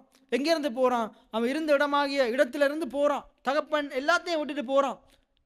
ஏசாக்கு பயந்து போய் போறான். இப்போ அவன் அந்த சூழ்நிலை இருக்கிற. இப்போ அவன் அதை சொல்லலை. அவன் என்னத்தை சொல்லணும்? கர்த்தர் என்னோடு இருப்பார், நான் போகிற இடமெல்லாம் கர்த்தர் என்னோடு இருப்பார். அதைத்தான் யாக்கோப்பு இனி சொல்லணும். இனி யாக்கோப்பு வாயத்திறந்து அவன் திருப்பி தகப்பன் தேசத்துக்கு வரும் வரைக்கும் வாயத்திறந்து என்ன சொல்லணும்? நான் நிச்சயமா தகப்பன் தேசத்துக்கு வருவேன். என்னோடு பேசின கர்த்தர் நான் தகப்பன் தேசத்துக்கு வரும் வரைக்கும் என்னோடு கூட இருப்பேன்னு சொல்லியிருக்கிறார். என்னை கைவிடுவதில்லை என்று சொல்லியிருக்கிறார். எத்தனை பேர் ஆமேன்னு சொல்றீங்க? என்னை பூமியின் தூளை போல மாற்றுவன் என்று சொல்லியிருக்கிறார். இனி யாக்கோபுடைய ஜெபம், பாடல், துதி எல்லாம் இதாத்தான் இருக்கணும். எத்தனை பேர் ஆமேன்னு சொல்றீங்க? அவர் எனக்கு சொன்னதை செய்யும் அளவும் அவர் என்னை கைவிட மாட்டார். நான் நம்புறேன், நான் விசுவாசிக்கிறேன். யாக்கோபு இப்படித்தான் ஜெபம் பண்ணியிருப்பார், இப்படித்தான் நம்பிக்கையா இருந்திருப்பார். என்ன? ஆகையினால இன்றைக்கு உங்களுடைய வாழ்க்கையில் நான் உங்களுக்கு சொல்கிறேன், ஆண்டவர் எனக்கும் உங்களுக்கும் அதை காட்டிலும் பெரிய பெரிய வாக்குத்தத்தங்கள் நிறைய தந்திருக்கிறார். ஆண்டவர் நமக்கு நிறைய வாக்குத்தத்தங்கள் தந்திருக்கிறார். அது எல்லாவற்றையும் மனிதனம் சொல்லி நாங்கள் எவ்வளவு பாடினாலும் பாடல்கள் போதாது, நாட்கள் போதாது. அவ்வளவு வாக்குத்தத்தங்களை தேவன் எனக்கும் உங்களுக்கும் தந்திருக்கிறார். எத்தனை பேர் ஆமேன்னு சொல்கிறீங்க? ஆகையினால எனக்கு ஜெபிக்க தெரியாது, ஜெபம் வரலன்னு சொன்னால் அவன் வேதம் தெரியாதவன், வசனத்தை அறியாதவன். நமக்கு ஆண்டு எவ்வளவோ வாக்குத்தத்தங்களை தந்திருக்கிறார். நாங்கள் அவைகளை சொல்லி நாங்கள் ஜெபிக்கிறவர்களாக இருக்கணும். தொடர்ந்து வாசிங்க, தொடர்ந்து நீங்கள் வாசிங்க. 16ஆம் வசனத்திலேருந்து வாசிங்க. ம் ம்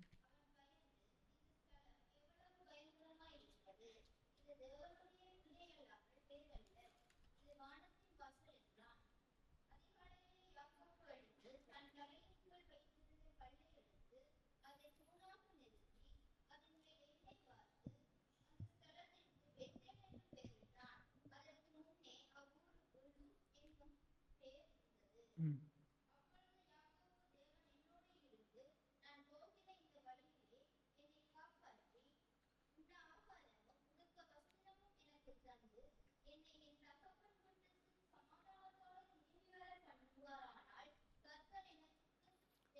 ரைட். எப்படி சொல்றாரு பாருங்க. இப்போ யாக்கோப்பு எழும்பி என்ன செய்யறாரு? அந்த லூசன்ற இடத்துக்கு பேரை வைக்கிறார் பெத்தேல். இது வானத்தின் வாசல் அப்படின்னு என்னது, கர்த்தர் இந்த இடத்துல இருக்கிறாரு, என்ன கர்த்தர் என்னோடு பேசின இடம் என்று சொல்லி அதில் அவர் அடையாளத்தை வைத்துட்டு அப்போ என்ன செய்கிறாரு, அதுக்கடுத்து என்ன சொல்கிறாரு பாருங்க, எழும்பி அவர் சொல்கிறாரு பாருங்க, தேவன் என்னோடு இருந்து நான் போகிற இந்த வழியிலே என்னை காப்பாற்றி உண்ண ஆகாரமும் உடுக்க வஸ்திரமும் எனக்கு தந்து என்னை என் தகப்பன் வீட்டுக்கு சமாதானத்தோடு திரும்ப வர பண்ணுவாரானால் கர்த்தர் எனக்கு தேவனாயிருப்பார். எத்தனை பேர் ஆமேன்னு சொல்கிறீங்க? கர்த்தர் எனக்கு, அவர் முதல் யாக்கோப்போடு பேசும்போது என்ன சொல்கிறாரு, நான் ஆபிரகாமின் தேவனும் ஈசாக்கின் தேவனுமா இருக்கிறேன். இனி அவருடைய பேர் எப்படி வரப்போகுது, இதுக்கு பிறகு நீங்கள் வாசிச்சிங்கண்டா ஆண்டவர் தன்னை எப்படி வெளிப்படுத்துகிறாரு, நான் ஆபிரகாமின் தேவனும் ஈசாக்கின் தேவனும் யாக்கோப்பின் தேவனுமா இருக்கிறேன். இதில் தான் யாக்கோப்பு முதலாக சொல்கிறாரு பாருங்க, இனி கர்த்தர் என்னுடைய தேவனாக இருப்பார். கர்த்தர் இவனுக்கு வாக்குத்தத்தம் கொடுக்கறதுக்கு முன்னுக்கு வார்த்தையை பேசும்போது கர்த்தர் எப்படி இருந்தார், ஆபிரகாமின் தேவனாக இருந்தார், யாக்கோப்பின் ஈசாக்கின் தேவனாக இருந்தார். இப்போ அவர் தன்னோடு ஏற்றுக்கொள்கிறார், ஆண்டவரே நீர் என்னுடைய தேவனாக இருக்கிறீர், நீர் ஆபிரகாமின் தேவன் மட்டும் இல்லை, என்னுடைய தாத்தாவினுடைய தேவன் மட்டும் இல்லை, என்னுடைய அப்பாவினுடைய தேவன் மட்டும் இல்லை, நீர் என்னுடைய தேவனாக இருக்கிறீர். இன்றைக்கு ஒரு மிக முக்கியமான சத்தியத்தை உங்களுக்கு சொல்கிறேன். இதில் சின்னாக்கள் நிறைய பேர் இருக்கிறீங்க, கவனிங்க. இன்றைக்கு உங்களோட அப்பா அம்மா என்ன தாத்தாக்கள் அவங்க ரட்சிக்கப்படாமல் இருந்திருக்கலாம், இன்றைக்கு உங்களோட அப்பா அம்மா ரட்சிக்கப்பட்டிருக்கிறாங்க, இந்த இடத்துல இருக்கிற அப்பா அம்மாக்கள்லாம் ரட்சிக்கப்பட்டிருக்கிறாங்க. ஏன்னா கர்த்தரை அவங்க தெய்வமாக கொண்டிருக்கிறாங்க. வேதம் சொல்லுது, கர்த்தரை தன் தெய்வமாய் கொண்டிருக்கிற ஜனம் பாக்கியம் உள்ளது. எல்லாம் சொல்லுங்க, கர்த்தரை என் தேவனாய் கொண்டிருக்கிறபடினால் நான் பாக்கியவானாய் இருக்கிறேன். எத்தனை பேர் ஆமேன்னு சொல்றீங்க? ரைட். இப்போ அவங்க உங்களை கர்த்தருடைய வழியில் நடத்திட்டாங்க. இனி நீங்க என்ன செய்யணும், கர்த்தரை உங்களுடைய தெய்வமா நீங்க தெரிந்தெடுக்கணும். எத்தனை பேர் ஆமேன்னு சொல்றீங்க? இப்போ அவனே தெரிந்தெடுக்கிறான், கர்த்தர் அவனோடு பேசி அவன் தெரிந்தெடுக்கிறான். என்னுடைய வாழ்க்கையில எப்படித்தான், கர்த்தர் என்னோடு பேசினாரு, நான் அவரை தெய்வனாக்கி கொண்டேன், அவரை நான் தெய்வமாக்கி கொண்டேன். இன்றைக்கு நீங்க என்ன செய்யணும், சேர்ச்சுக்கு வர்றதுனால நீங்க என்ன நீங்கள் தெய்வமாக்கலை, நீங்கள் ஒரு தீர்மானம் எடுக்கணும். என்ன அம்மா அப்பா சோறு போட்டு தர்றாங்க, ஆனால் நீங்கள் எப்போ சூஸ் பண்ண ஆரம்பிக்கிறீங்க, நீங்கள் எப்போ தெரிவு செய்ய ஆரம்பிக்கிறீங்க, அதே போல் தான் நீங்கள் தெரிவு செய்ய ஆரம்பிக்கணும். என்னுடைய வாழ்க்கை முழுவதுக்கும் இவர் தான் தேவன். எத்தனை பேர் ஆமேன்னு சொல்கிறீங்க? அவரை தெரிந்தெடுத்த பிறகு யார் என்ன சொன்னாலும் என்ன செய்யக்கூடாது, அவரை விட்டு விலகக்கூடாது. அவர் எடுத்த தீர்மானத்தில் உறுதியாக இருக்கணும். அப்போ இந்த இடத்துல நீங்கள் பார்த்தீங்கன்னா அன்றைய நாளில் இருந்து அவர் யாக்கோப்பு கர்த்தரை சொல்கிறாரு, கர்த்தர் எனக்கு தேவனாக இருப்பார். எல்லாம் சொல்லுங்க, கர்த்தர் என் தேவனாக இருக்கிறார். எத்தனை பேர் ஆமேன்னு சொல்கிறீங்க? அதில் சொல்கிறார், அவர் என்னோடு கூட இருந்து, முதலாவது வார்த்தையை சொல்கிறார் பாருங்க. அப்பொழுது யாக்கோப்பு எல்லாம் சொல்லுங்க, தேவன் என்னோடு இருந்து நான் போகிற இந்த வழியில் என்னை காப்பாற்றி உண்ண ஆகாரமும் உடுக்க வஸ்திரமும் எனக்கு தந்து என் தகப்பன் வீட்டுக்கு சமாதானத்தோடு திரும்ப வர பண்ணுவார். எப்படி சொல்றாரு பாருங்க, முதலாவது என்னோடு இருப்பார். கர்த்தர் முதலாவது என்ன சொல்ற, நான் உன்னோடு இருந்து, அதை அவர் எடுத்து எப்படி சொல்றாரு பாருங்க. கர்த்தர் சொன்னதை எடுத்து இவர் சொல்றார். ஏன்னா அவர் சொல்ல, நான் உன்னோடு இருந்து அப்படின்னு அவர் சொல்றாரு. இவர் எப்படி சொல்றாரு யாக்கோப்பு, அவர் என்னோடு இருந்து, என்ன கர்த்தர் என்னோடு இருந்து, தேவன் என்னோடு இருந்து, என்ன நான் போகிற இந்த வழியில என்னை காப்பாற்றி, ஆண்டவர் சொன்னதே அவர் சொல்றார். இதுதான் ஜெபம். ஜெபம் என்றது என்னது, கடவுள் சொன்னதை எங்களுடைய வாயினால சொல்றது தான் ஜெபம். என்ன இதுல கீழே போட்டிருக்குதா, பொருத்தனை பண்ணி கொண்டான், ஜெபம் பண்ணி கொண்டான், தீர்மானம் எடுத்து கொண்டான்னு சொல்லலாம். அப்போ கடவுள் சொன்னதே அவர் ஜெபமா சொல்றார். எப்படி சொல்றாரு, அவர் தேவன் என்னோடு இருந்து நான் போகிற இந்த வழியிலே என்னை காப்பாற்றி எனக்கு உண்ண ஆகாரம் உடுக்க வஸ்திரம் எனக்கு தந்து தகப்பன் வீட்டுக்கு சமாதானத்தோடு திரும்ப வர பண்ணுவார். திரும்ப வர. அப்ப கர்த்தர் சொன்ன வாக்குத்தத்தங்களை அப்படியே எடுத்து இவர் தன்னுடைய வாயினால சொல்றார். கர்த்தர் என் தேவன், அவர் என்னோடு இருக்கிறாரு, நான் போகிற வழியில் என்னை காப்பாற்றுவார், உண்ண ஆகாரமும் உடுக்க வஸ்திரமும் தருவார், நான் விட்டுட்டு வந்த தேசத்துக்கு என்னை திரும்பி கொண்டு போவார். எத்தனை பேர் ஆமேன்னு சொல்றீங்க? கர்த்தர் சொன்னதையே தன்னுடைய ஜெபமாக்கி கொள்றான், தன்னுடைய அறிக்கையாக்கி கொள்றான். ஆகையினால இன்றைக்கு நம்ம எல்லாரும் சேர்ந்து சொல்லுவோம், என் கர்த்தர் என்னுடைய தேவனாய் இருக்கிறார், என் கர்த்தர் என்னுடைய இரட்சகராய் இருக்கிறார், அவர் என்னோடு கூட இருக்கிறார், நான் போகிற எல்லா இடங்களிலேயும் அவர் என்னோடு இருந்து என்னை காக்கிறார். எத்தனை பேர் ஆமேன்னு சொல்றீங்க? அவர் எனக்கு உண்ண ஆகாரமும் உடுக்க உடையும் இருக்க நல்ல வீடும் கொடுத்திருக்கிறார். எத்தனை பேர் ஆமேன்னு சொல்றீங்க? அவர் எனக்கு சமாதானத்தை தந்திருக்கிறார், அவர் எனக்கு சந்தோஷத்தை தந்திருக்கிறார். எல்லாம் சொல்லுங்க, அவர் எனக்கு சமாதானத்தை தந்திருக்கிறார். அவர் எனக்கு சந்தோஷத்தை தந்திருக்கிறார். அவர் என் வாழ்க்கைக்கு ஆதாரமாக இருக்கிறார். அவர் எனக்கு போதுமானவராக இருக்கிறார். எத்தனை பேர் ஆமேன்னு சொல்றீங்க? இதைத்தான் நாங்கள் சொல்லணும், இதைத்தான் அறிக்கை செய்யணும், இதைத்தான் பேசணும். அதுக்கடுத்து சொல்றாரு பாருங்க, அவ்வளோ சொல்லிட்டு விடல, என்ன சொல்றாரு பாருங்க, நான் தூணாக நிறுத்தின இந்த கல் தேவனுடைய வீடாகும். அதுக்கு அடுத்த வார்த்தையை வாசிங்க. தேவரீர் எனக்கு தரும் எல்லாவற்றிலும், என்ன சொல்லுங்க, தேவரீர் எனக்கு தரும் எல்லாவற்றிலும். அப்ப யாக்கோபுக்கு இன்னொரு வெளிப்பாடு கிடைத்திருக்குது, தேவன் தருகிறவராய் இருக்கிறார். எத்தனை பேர் ஆமேன்னு சொல்றீங்க? தேவன் எடுக்கிறவர் அல்ல, பிடுங்குகிறவர் அல்ல, அழிக்கிறவர் அல்ல, தேவன் கொடுக்கிறவராய் இருக்கிறார். தேவன் தருகிறவராய் இருக்கிறார். என்னோடு இருக்கிற தேவன், என்னை காப்பாற்றுகிற தேவன், உண்ண உணவு, இருக்க வீடு, இவைகளை மட்டுமில்லை, எனக்கு தேவையான எல்லாவற்றையும் எனக்கு சம்பூரணமாய் தருகிறவராய் இருக்கிறார். எல்லாம் சொல்லுங்க, என் தேவன் எனக்கு தேவையான எல்லாவற்றையும் எனக்கு சம்பூரணமாய் தருகிறவராய் இருக்கிறார். சத்தமா சொல்லுங்க, என் தேவன் என்னோடு இருந்து என்னை காப்பாற்றி எனக்கு தேவையான எல்லாவற்றையும் சம்பூரணமாய் தருகிறவராய் இருக்கிறார். எத்தனை பேர் ஆமேன்னு சொல்றீங்க? எத்தனை பேர் ஆமேன்னு சொல்றீங்க? அப்ப இந்த இடத்துல எப்படி சொல்லுது பாருங்க, என்ன, தேவரீர் எனக்கு தரும் எல்லாவற்றிலும். அப்ப அவர் எனக்கு எல்லாவற்றையும் தருகிறவராய் இருக்கிறார். எல்லாவற்றையும் தருகிறவராய் இருக்கிறார். இன்னைக்கு கர்த்தர் அநேகர் யார் எப்படி சொல்றாங்க பாருங்க, ஏன்னா அவர் பிடுங்கிறவர், அழிக்கிறவர், மிதிப்பார், உதைப்பார். ஆனால் இதில் எப்படி சொல்லுது? வேதத்தை நம்ம பார்க்க வேண்டிய முறையில் பார்க்கணும், வெளிப்பாட்டோடு பார்க்கணும். என்ன பிரகாசமுள்ள மனக்கண்கள் தேவை. இன்னைக்கு வேதத்திலிருந்து என்ன தேவையில்லாத காரியங்களை பேசி கொண்டிருக்கிறாங்க, அதே நினைச்சு புலம்பி அழுது கொண்டிருக்கிறாங்க. இன்னைக்கு அநேகருடைய ஜெபம் இதனால தான் அழுகையா புலம்பலா இருக்குது. ஏன்னா ஆண்டவரை பார்க்க வேண்டிய விதத்தில் பார்த்தா நம்முடைய வாழ்க்கை மாறும். நாங்கள் எப்பயுமே சந்தோஷமாக இருப்போம், நாங்கள் தைரியமாக இருப்போம், மனமகிழ்ச்சியாக இருப்போம், பயந்து கொண்டு இருக்க மாட்டோம். இன்னைக்கு நிறைய பேருக்கு விடுதலையோடு சந்தோஷமாக ஆராதிக்க முடியல, பாட்டு படிக்க முடியல, துதிக்க முடியல, வார்த்தையை கேட்க முடியல, பயத்தோடே இருக்கிறாங்க. என்ன, அப்படி நம்ம இருக்கக்கூடாது. நம்முடைய ஆண்டவர் நல்லவராக இருக்கிறார். எத்தனை பேர் ஆமீன்னு சொல்றீங்க? அப்போ எவ்வளோ அழகாக சொல்றாரு, தேவன் எனக்கு தரும் எல்லாவற்றிலும், எல்லாம் சொல்லுங்க, தேவரீர் எனக்கு தரும் எல்லாவற்றிலும் உமக்கு தசம பாகம் செலுத்துவேன் என்று சொல்லி பொருத்தனை பண்ணி கொண்டான். இப்ப இவன் எப்படிப்பட்ட நேரத்தில் பொருத்தனை பண்றான்? கையில் எத்தனை கோடி இருக்குது? கையில் என்ன இருக்குது? வெள்ளி இருக்குதா? பொன் இருக்குதா? நிலம் இருக்குதா? என்ன இருக்குது? யாக்கோபோட கையில் என்ன இருக்குது? அவனோட தலையில ஒரு கல்லு தான் இருக்குது. தலையில ஒரு கல்லு தான் இருக்குது. வேற என்ன இருக்குது? வேற என்ன இருக்குது? ஒன்றுமே, வேற ஒன்றுமே இல்லை. ஏதாச்சும் இருக்கிற மாதிரி சொல்லி இருக்குதா? அப்ப நீங்க கேட்கலாம், அந்த பினகாஸ் அப்ப ஈசாக்கு தானே ஆசீர்வதிச்சாருண்டா, அவர் காசு பணத்தை கொடுத்து அனுப்பினாரு. அவன் தலைமையில கையை வச்சுட்டு ஆசீர்வதிச்சு அனுப்பிட்டார். இப்போ அவன் என்ன இருக்குது? அவனுக்கு ஒன்றுமே இல்லை. வெறுங்கையா கடந்து போனான். நம்ம பாட்டு படிக்கிறோம், வெறுங்கையாய் கடந்து வந்தே இரு பரிவாரங்கள். தகப்பன் தேசத்துக்கு திரும்பி வரும்போது யாக்கோப்பு இரு பரிவாரத்தோடு வந்தானா. இரு பரிவாரம் என்ன தெரியுமா? 2 நாட்டு ராஜாக்களுடைய சொத்து.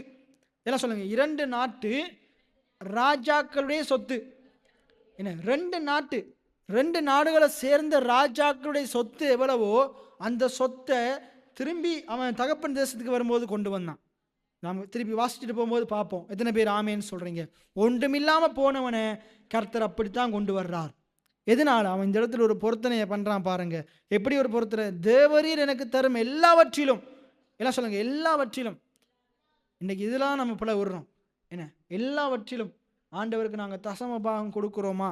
ஆனால் இவன் என்ன செய்யறான்? ஒரு தீர்மானத்தை பண்றான். என்ன, எல்லாவற்றிலும் நான் உமக்கு தசம பாகம் செலுத்துவேன் என்று சொல்லி பொருத்தனை பண்ணி கொண்டான். சரி, நாங்கள் இப்போ என்ன செய்கிறோம்? இது வரைக்கும் தான் நம்ம இன்னைக்கு பார்க்க போகிறோம். வேகமான சில காரியங்களை சொல்கிறேன், என்னோட சேர்ந்து சொல்லுங்க, என்னோட சேர்ந்து நீங்கள் அறிக்கை செய்யுங்க. என்ன சொல்லுங்க? ஆசீர்வாதத்தை தேடுவதற்கு முன் ஆசீர்வதிப்பவரான தேவனுடைய பிரசன்னத்தை தேட வேண்டும். எத்தனை பேர் ஆமேன்னு சொல்றீங்க? ஆண்டவர் வாக்குத்தத்தம் கொடுத்துட்டு அவன் யாக்கோபு என்ன பேசுறான்னு பாருங்க.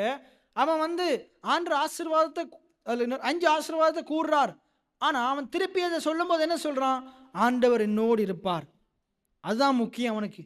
என்னோடு இருந்து என்னை காப்பாற்றுவார், என்னோடு இருந்து என்னை பெருக செய்வார், என்னோடு இருந்து எனக்கு உணவு என்ன உடுக்கிறதுக்கு கூட எல்லாம் தருவார். அப்ப அவன் எதை பிடிச்சு கொள்றான் பாருங்க. முதலாவது அவன் வாயில என்ன வருது பாருங்க. அவர் என்னோடு இருக்கிறார், அவர் என் தேவனா இருக்கிறார். அவருடைய பிரசன்னத்தை தான் நாடுறான். என்ன, காசு பணத்தை இல்லை, ஏன்னா ஆசீர்வாதத்தை இல்லை, உலக பிரகாரமான ஆசீர்வாதத்தை இல்லை, அவர் என்னோட கூட இருந்தா எல்லாம் எனக்கு தானா வரும். எத்தனை பேர் ஆமேன்னு சொல்றீங்க? அப்ப முதலாவது நாங்க நாட வேண்டியது என்னது? அவருடைய பிரசன்னம். அப்படின்னு அவர் என்னோடு இருக்கிறார், நான் அவரோடு கூட இருக்கணும், அவருடனான உறவு. எல்லாம் சொல்லுங்க, பிரசன்னம், உறவு. என்ன அந்த அவரோடு கூட இருக்கிறத நம்ம வாஞ்சிக்கணும். எத்தனை பேர் வாஞ்சிக்கிறீங்க? எத்தனை பேர் வாஞ்சிக்கிறீங்க? என்ன தாவீது ராஜா சொல்றார், அவருடைய சமூகத்தில் என்ன பேரின்பம் உண்டு, நித்திய மகிழ்ச்சி உண்டு, அவருடைய பிரசன்னத்தை நான் நாடுறேன், நான் வீட்டில் என்ன படுத்திருக்கும் போது சாஞ்சிருக்கும் போது எல்லா நேரத்திலையும் நான் அவரோடு கூட இருக்கிறதுக்கு விரும்புகிறேன். என்ன ஆண்டுடைய ஆலய பிரகாரத்தில் இருக்க விரும்புகிறேன், ஆண்டுடைய ஆலய பிரகாரத்தின் வாசற்படியில் இருக்கிறத நான் விரும்புகிறேன். அவருடைய சமூகம் மேலானது, உயிரிலும் மேலானது. ஃபாதரும் சொல்றார், என்னப்பா நாங்கள் அவருடைய பிரசன்னத்தை நாடுகிறவர்களாக இருக்கணும். ஏன்னா அவரோட இருக்கிற உறவுல நாங்கள் ஐக்கியம் உள்ளவர்களாக இருக்கணும், அந்த உறவை நாடணும், அவரோடு கூட இருக்கிறது நாடுகிறவர்களாக இருக்கணும். எல்லாம் சொல்லுங்க, தேவன் என்னோடு இருந்தால் நான் செல்லும் பாதை எதுவாக இருந்தாலும் நான் பயப்பட வேண்டியதில்லை. எத்தனை பேர் ஆமேன்னு சொல்றீங்க? அந்த சர்வ வல்லமையில தேவன் நம்மளோடு இருக்கிறபடினால நாங்கள் பயப்பட தேவையில்லை. தேவைகளை குறித்தும் பிரச்சனைகளை குறித்தும் சூழ்நிலைகளை குறித்தும் நீங்கள் பயப்பட தேவையில்லை. நான் உங்களுக்கு சொல்கிறேன், தேவன் உங்களோடு இருக்கிறார், உங்களுடைய எல்லா காரியத்தையும் அவர் இருந்திருக்கிறார். பயப்படாதீங்க, தொடர்ந்து விசுவாசம் உள்ளவங்களா இருங்க, கர்த்தர் பெரிய காரியங்களை செய்வார்.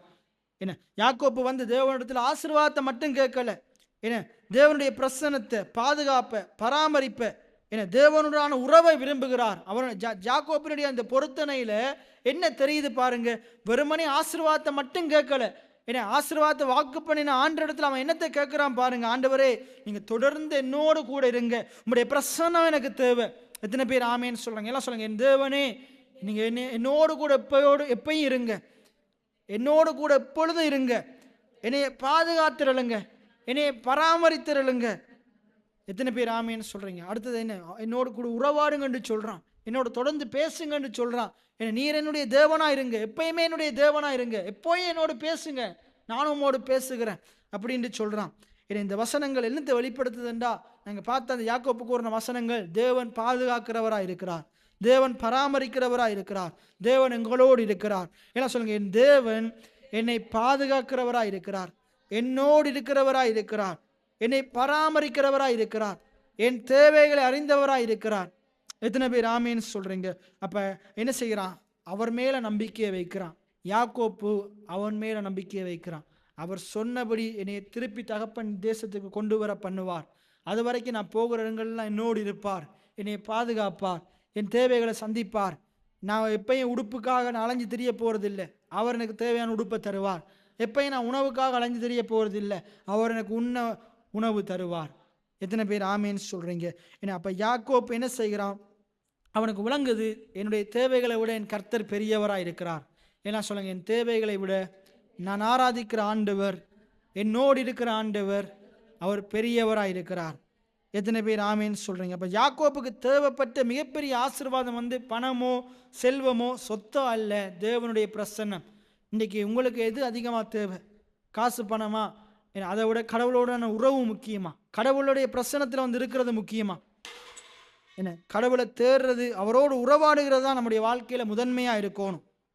என்ன சொல்லுங்க, என்னுடைய வாழ்க்கையில் தேவன் என்னோடு இருக்கிறது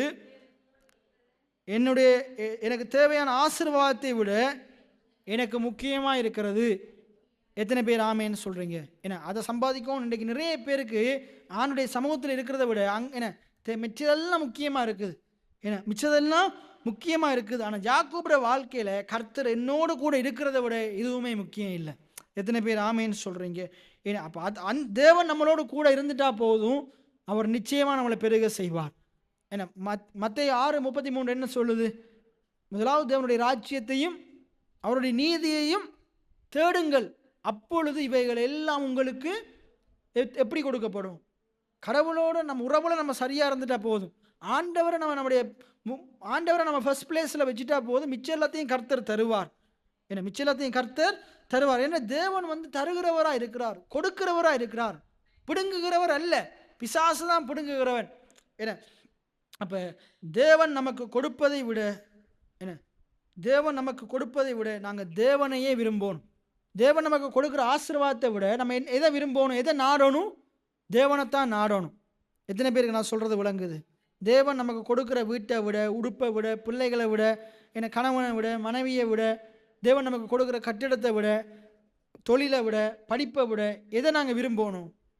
எதை நாங்கள் விரும்பணும்? கர்த்தரை தான் விரும்பணும். அவரைத்தான் நாடணும், அவரைத்தான் தேடணும், அவரைத்தான் ஆராதிக்கணும், அவருக்கு தான் முதலிடம் கொடுக்கணும். அப்படி நாங்கள் செய்யும்போது இதை எல்லாவற்றையும் ஆண்டவர் பெருக செய்வார். எத்தனை பேர் ஆமேன்னு சொல்கிறீங்க? ஆகையினால நாங்கள் இந்த காரியங்களை தான் நாங்கள் தியானித்தோம். தொடர்ந்து அடுத்த கிழமை தியானிப்போம். அப்போ இன்றைக்கு நம்ம என்ன பார்த்தோம்டா, ஆபிரகாமினுடைய தேவன், ஈசாக்கினுடைய தேவன் யாக்கோபுக்கு சொல்கிறாரு, நான் உன்னுடைய தேவனாக இருப்பேன். யாக்கோப்புன்னு சொல்கிறான், நீர் என்னுடைய தேவனாக இருக்கிறேன். இப்போ நான் உங்களுக்கு என்ன சொல்கிறேன்டா, ஆபிரகாம் ஆசீர்வதித்த ஆண்டவர், ஈசாக்கு ஆசீர்வதித்த ஆண்டவர், யாக்கோப்பையும் ஆசீர்வதித்த ஆண்டவர் உங்களையும் ஆசீர்வதிக்க வல்லமையுள்ளவராக இருக்கிறார். ஏனென்றா ஆபிரகாமுக்கு வாக்குத்தத்தம் பண்ணினது போல ஈசாக்குக்கும் வாக்குத்தத்தம் பண்ணினார், ஈசாக்குக்கு வாக்குத்தத்தம் பண்ணினது போல யாக்கோப்புக்கும் வாக்குத்தத்தம் பண்ணினார். இன்றைக்கு கிறிஸ்துவுக்குள்ள வாழுகிற எங்களுக்கும் ஆண்டவர் ஏராளம் தாராளமாக வாக்கு பண்ணியிருக்கிறார். ஏன்னா அவர் வாக்கு பண்ணினதை செய்யும் அளவும் அவர் நம்மளை கைவிட மாட்டார், உங்களை கைவிட மாட்டார். எத்தனை பேர் ஆமேன்னு சொல்கிறீங்க? ஆகையினால அவர் மேலே உங்களுடைய நம்பிக்கையை வைங்க, விசுவாசத்தில் வளருங்க. என்ன விசுவாசம்? விசுவாசம் என்ற என்னண்டா, அவர் என்னோடு இருக்கிறார், எனக்கு பலனளிப்பார்.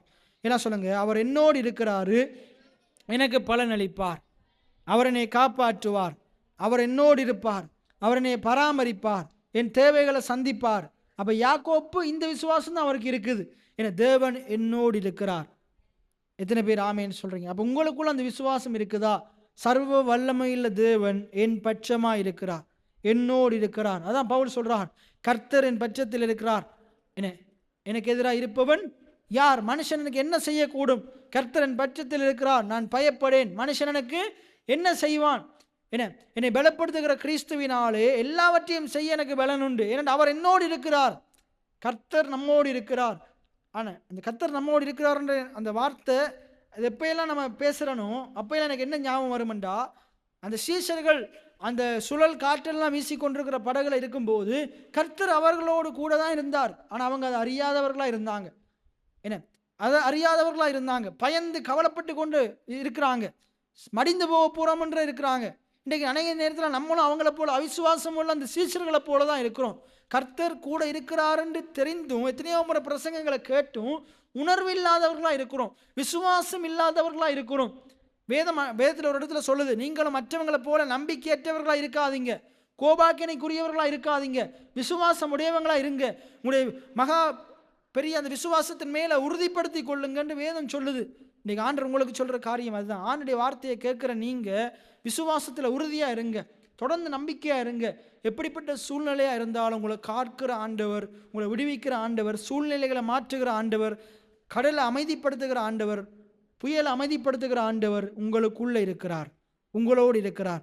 இப்போ யாக்கோப்பு தன்னுடைய வாழ்க்கையில் அறிந்து கொண்ட பெற்றுக்கொண்ட முக்கியமான ஆசீர்வாதம் என்னண்டா, ஆண்டவர் அவனை பார்த்து சொல்கிறாரு, நான் உன்னோடு கூட இருப்பேன், நீ போகிற இடத்துல வருகிற இடத்துல உன்னை காப்பாற்றுவேன், உன்னை பராமரிப்பேன், உன்னோடு கூட இருப்பேன். இன்றைக்கு ஆண்டவர் நம்மோடு கூட இருக்கிறார், அவர் உங்களோடு கூட இருக்கிறார். எல்லாம் சொல்லுங்கள், சர்வ வல்லமையுள்ள தேவன் என்னோடு கூட இருக்கிறார். எத்தனை பேர் ஆமேன்னு சொல்கிறீங்க? நம்முடைய விசுவாச வாழ்க்கையில் நாங்கள் அறிந்திருக்க வேண்டிய மிக முக்கியமான சத்தியம் இதுதான். நீங்கள் பிள்ளைகள் ஸ்கூலுக்கு போதும் வரும்போதும் அவர் உங்களோடு கூட இருக்கிறார். நீங்கள் எந்த வாகனத்தில் போனாலும் அவர் உங்களோடு கூட இருக்கிறார். எத்தனை பேர் ஆமேன்னு சொல்கிறீங்க? ஏன்னா உங்களை அப்பா அம்மா உங்களை பார்க்காம இருக்கலாம், ஆண்டுடைய கண்கள் பூமி எங்கும் சுற்றி மனுஷனை பார்த்து கொண்டே இருக்குது. எத்தனை பேர் ஆமேன்னு சொல்லுங்கள்? அந்த உணர்வு இருக்குமா இருந்தால் நாங்கள் தவறு செய்ய மாட்டோம், தவறு செய்கிறதுக்கு என்ன வந்தாலும் பயப்படுவோம், கவனமாக இருப்போம். அப்படி நாங்கள் அனைவரும் எழுந்திருந்து நாங்கள் ஜெபம் பண்ண போகிறோம். இன்றைக்கு கண்களை மூடி சற்று ஆராய்ந்து பார்ப்போம். ஆண்டவர் என்னோடு இருக்கிறார் என்ற விசுவாசம் இந்த இடத்துல இருக்கிற உங்களுக்கு இருக்குதா? ஆராய்ந்து பாருங்க.